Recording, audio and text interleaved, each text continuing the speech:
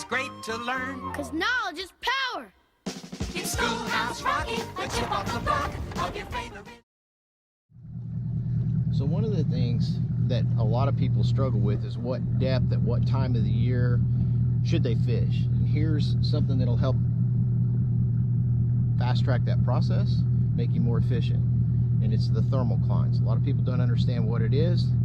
It is where the oxygen level basically depletes from that point down. It's where the oxygen above the thermocline will be livable for bass species and a lot of the other species of fish. Only your bottom feeders and stuff will typically go below that. It's not comfortable for them to live. And to find that, you just turn your units on and you can see the static line right here on top. This is the bottom, and the thermocline runs up about 10 feet off the bottom, and it varies depending on the time of year and the water temperature, but the thermocline's at about 40 feet right now. So what that means is in this particular area of the lake that we're in, and it'll change depending on where we go today, I'm going to target everything from 40 feet and up. I don't have to worry about 40 feet and down. Now it could, if you go up another river arm, it might be 30 or even 20, but that eliminates all that water below that. So to be efficient and to find your most fish, establish where your thermocline is, if it is actually visible, and if it exists, it will be visible. And that's how you find it. You just turn the sensitivity, or on Garmin Sync, the brightness up a little bit. I'm at 91%, and it'll make it more and more visible for you. As you turn it down and clear it up, you can still see it. It's right there. Make sure and establish your thermoclines, and you'll be way more efficient every time you go to the water. It's great to learn, 'Cause knowledge is power. All right.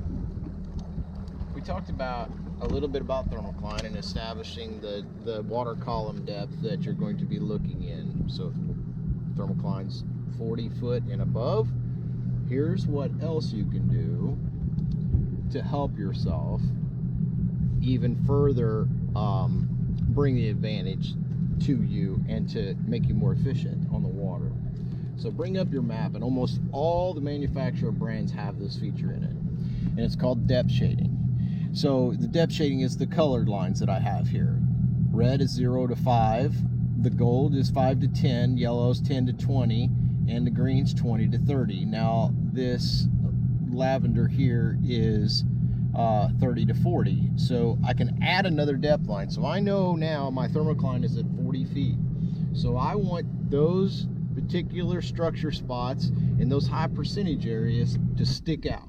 Now the mauve colored helps, but what I can do is go into menu, layers, water, go to my depth shading, and I'm going to add 30 to 40. I'm going to change the color to this olive green.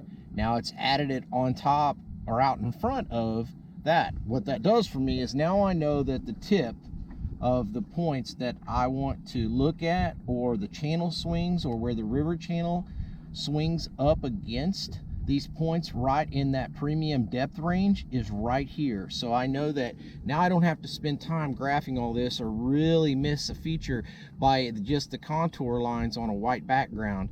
This makes it stick out like a sore thumb. It makes you way more efficient, and then once you establish a pattern, you can just start running from place to place very quickly.